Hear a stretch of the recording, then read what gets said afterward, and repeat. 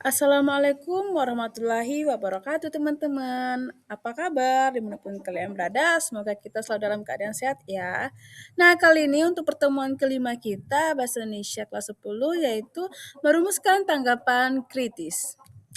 Tujuan pembelajaran kita pada hari ini, inti pembelajaran, peserta didik mampu menyusun argumen lisan yang etis untuk merespon suatu berita atau isu lingkungan lokal tanpa menyebarkan kebencian.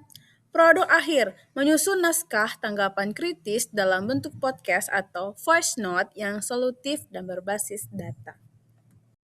Mengapa harus kritis? Nah, di era digital ini, informasi mengalir deras seperti banjir. Tanpa filter kritis, kita akan hanyut dalam hoaks.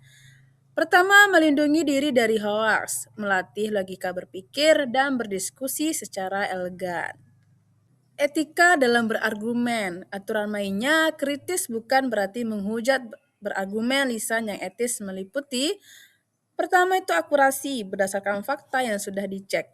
Kedua, empati, menghargai perasaan audiens. Dan ketiga, solutif, menawarkan jalan keluar bukan hanya keluhan.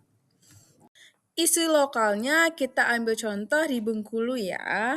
Nah, kita menerapkan nalar kritis pada masalah di sekitar kita. Nah, isu kritisnya aku ambil dari sampah di Sumur Dewa. TPA Sumur Dewa bukan sekedar tumpukan sampah, tapi tantangan lingkungan di Selebar. Tugas kritisnya, bagaimana kita merespon berita penutupan TPA secara bijak tanpa memicu kepanikan warga. Kemudian banjir di Bengkulu. Nah, setiap hujan lebat di Selebar bersiaga. Berita simpang siur sering muncul di grup WA. Tugas kritisnya bedakan antara peringatan dini resmi dengan pesan suara berantai atau hoax yang menakut-nakuti.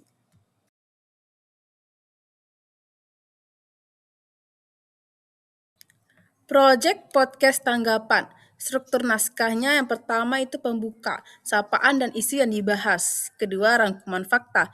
Apa sebenarnya terjadi? Nah, ketiga, tangkapan pribadi, opini yang berdasar. Kemudian solusi, apa saranmu?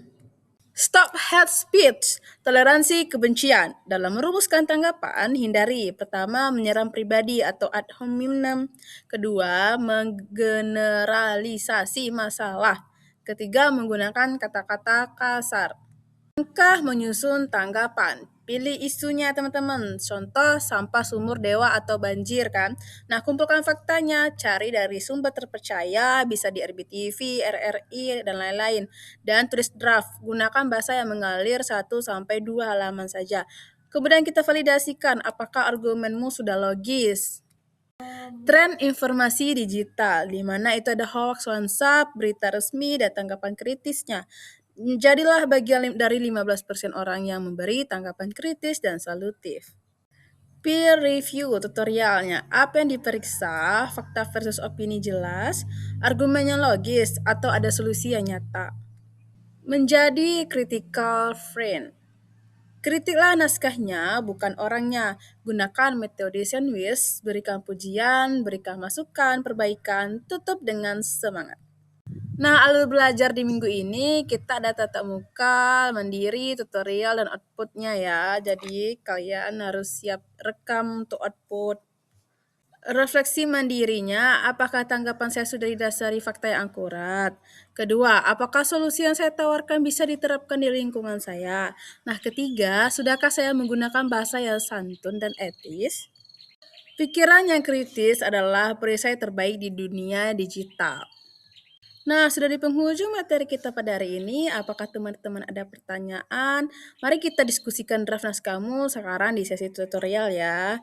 Nah, saya pamit undur diri ya teman-teman. See you minggu depan.